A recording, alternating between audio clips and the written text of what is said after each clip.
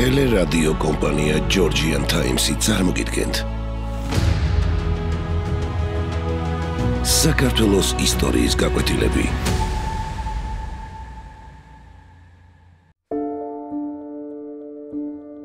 ექვთიმე თაყაიშვილი. მე-20 საუკუნის დასაწყისში, როდესაც საქართველოს ისტორიულ მემკვიდრეობას განადგურება და დავიწყება ემუქრებოდა, უძველესი ხელნაწერები იკარგებოდა, ტაძრები ნანგრევებად იქცეოდა, ფრესკები ქარისა და წვიმის პირისპირ რჩებოდა, გამოჩნდა ერთი ადამიანი, რომელმაც თავის თავზე აიღო ქართული კულტურის გადარჩენის ურთულესი მისია. განგებამ საქართველოს ექვთიმე თაყაიშვილი მოუვლინა, რომელმაც მთელი სიცოცხლე უძველესი ქართული კულტურის, მემკვიდრეობისა და ეროვნული იდენტობის გადარჩენას მიუძღვნა. ექვთიმე თაყაიშვილი გურიის ერთ პატარა სოფელ ლიხაურში 1863 წელს დაიბადა. მშობლები ადრე გარდაეცვალა და ბავშვობა ობლობაში გაატარა. 3 წლის ექვთიმე ხიდან გადმოვარდნილა, მარჯვენა ფეხი მოუტეხავს და უექიმობის გამო სამუდამოდ დაკოჭრებულა. სხვადასხვა წლებში სწავლობდა ოზურგეთში, ფოცსა და ქუთაისში, ხოლო უმაღლესი განათლება პეტერბურგის უნივერსიტეტში მიიღო. ისტორია ფილოლოგიის ფაკულტეტზე, ბერძნულ ლათინური ენების განხრით. სამშობლოში დაბრუნების შემდეგ ექვთიმე საქმიანობას იწყებს თბილისის სათავადაზნაურო სკოლასა და გიმნაზიაში. ამავე პერიოდიდან მისი მთავარი მისია ხდება საქართველოს სიძველეთა მოძიება და მეცნიერული შესწავლა. უკვე გარკვეული მქონდა მუშაობის მთავარი მიზანი. შემეკრიბა მასალა საქართველოს ისტორია არქეოლოგიისათვის, ყოველი ძალღონე მეხმარა ძეგლთა დაღუპვისა და დაკარგვისაგან გადასარჩენად, რაც შეიძლება მეტი გამომემზეურებინა და მისაწვდომი გამეხადა მკვლევართათვის. ეს მიმაჩნდა ჩვენი კულტურის ისტორიისთვის უმნიშვნელოვანეს საქმედ იმ პერიოდში, იმ რწმენით, რომ ჩვენში გამოჩნდებოდნენ მეცნიერები, რომლებიც ჯეროვნად შეგვიგროვებდნენ საქართველოს ისტორიას, გაგვიშუქებდნენ იმ მართლაც და დიდ კულტურას, რომელსაც ქართველმა ერმა მიაღწია ჯერ კიდევ შორეულ წარსულში. ექვთიმე თაყაიშვილმა საქართველოს წარსულის უძვირფასესი საგანძურები შემოგვინახა. მან მოიძია მრავალი უნიკალური ხელნაწერი, მათ შორის ვეფხისტყაოსანის 17 უძველეს ასლს მიაგნო. მისი ღვაწლი ფასდაუდებელია ძველი ქართული ხელნაწერების, კულტურული ძეგლების გადარჩენისა და მათი მეცნიერული შესწავლის საქმეში. ამ შემოქმედების აღსანიშნავად, რუსეთის მეცნიერებათა აკადემიამ იგი 1907 და 1911 წლებში ოქროს მედლით დააჯილდოვა. თაყაიშვილის სათავეში ედგა ყველა მნიშვნელოვან საზოგადოებრივ თუ სამეცნიერო წამოწყებას, რომელიც ქართული კულტურის შენარჩუნებასა და კვლევას ემსახურებოდა. 1888 წელს იგი აირჩიეს წერა-კითხვის გამავრცელებელი საზოგადოების წევრად. შემდეგ წელს დიმიტრი ბაქრაძის წინადადებით საეკლესიო მუზეუმის კომიტეტის წევრად, ხოლო 1907 წლიდან საისტორიო და საეთნოგრაფიო საზოგადოების თავმჯდომარედ. თაყაიშვილმა ფასდაუდებელი წვლილი შეიტანა იმ ფრესკების გადარჩენაში, რომლებიც ეკლესია მონასტრებში განადგურების ზღვარზე იყო მისული. 1912 წლიდან 1917 წლამდე მან 73 ფრესკის ასლი გადაიღო და მუზეუმს გადასცა.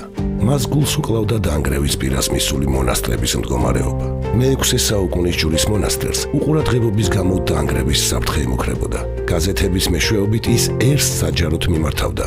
ყველამ გამოვიღოთ წვლილი, დიდმა თუ პატარამ, ერმა თუ ბერმა, განათლებულმა თუ გაუნათლებელმა. გვეყოფა ამდენი გულგრილობა ჩვენი ძვირფასი ნაშთებისადმი. მომავალი თაობა არ გვაპატიებს, თუ ეს ძეგლი ჩვენს თვალწინ დაინგრა.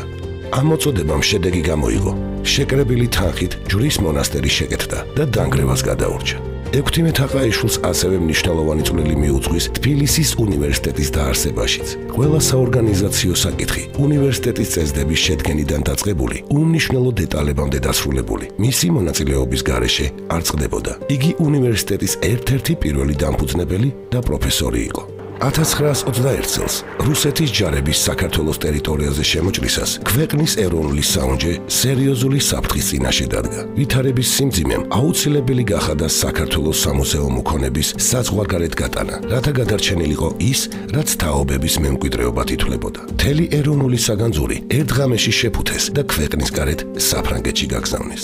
ამ ისტორიული მისიის ხელმძღვანელად ექვთიმე თაყაიშვილი შეარჩიეს. სწორედ მას დაევალა ამ უმძიმეს პირობებში ეროვნული მემკვიდრეობის დაცვა, მოვლა, შენარჩუნება უცხო მიწაზე მრავალი წლის განმავლობაში. ბევრი ცდილობდა ამ ეროვნული საგანძურის მითვისებას. ფაშისტები, საფრანგეთის ხელისუფლება, ბრიტანეთისა და ნიუ-იორკის წამყვანი მუზეუმები. ამ დროს კი ამ უნიკალური განძის ერთადერთი მცველი, ექვთიმე თაყაიშვილი, უკიდურეს გაჭირვებაში ცხოვრობდა. მას და მის მეუღლეს ნინოს ხშირად პურიც კი არ ჰქონდათ. ამ მძიმე წლებში ექვთიმემ უდიდესი პირადი დარტყმაც გადაიტანა. გარდაეცვალა მისი მეუღლე.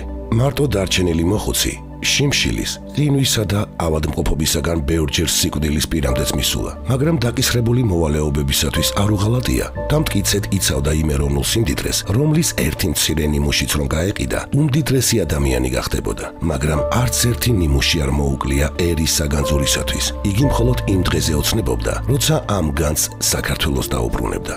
საფრანგეთში მან თითქმის მეოთხედი საუკუნე გაატარა. ემიგრაციაში ყოფნის წლებში ექვთიმე თაყაიშვილმა განაგრძო ნაყოფიერი სამეცნიერო კვლევითი საქმიანობა. მისი შრომა და ავტორიტეტი ფართოდ იქნა აღიარებული საერთაშორისო სამეცნიერო წრეებში. იგი ჯერ პარიზის ნუმიზმატთა საზოგადოების, შემდეგ კი საფრანგეთის სააზიო საზოგადოების წევრად აირჩიეს. 1927-1929 წლებში ექვთიმე თაყაიშვილი თავმჯდომარეობდა მის დაარსებულ ქართული კულტურისა და არქეოლოგიური მასალების გამოცემის ფონდს. ამასთან ერთად იგი სარედაქციო საბჭოს წევრი იყო სამეცნიერო ჟურნალში.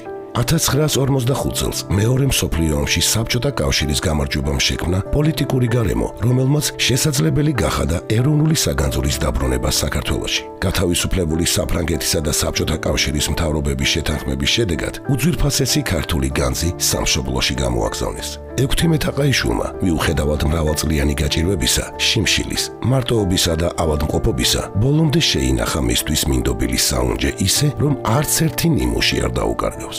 1945 წლის 11 აპრილს უკვე ღრმად მოხუცი ამ საგანძურთან ერთად თბილისში დაბრუნდა. ქართულ მიწაზე ფეხის დადგმისთანავე ექვთიმემ ზეცას ახედა. დაიხარა, ხელით აიღო მშობლიური მიწა და ეამბორა.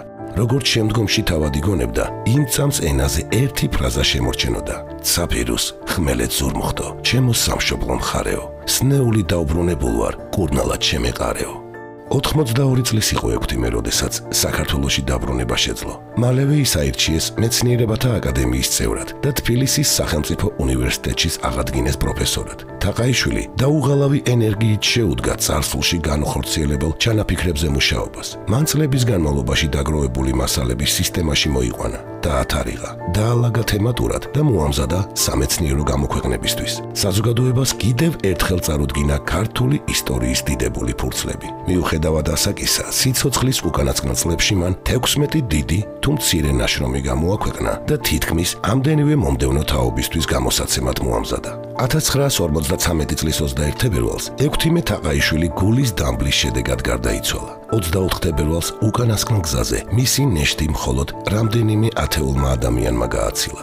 2002 წლის 17 ოქტომბერს საქართველოს მართლმადიდებელმა სამოციქულო ეკლესიამ ის წმინდანად შერაცხა და წმინდა ექვთიმე ღვთისკაცი უწოდა.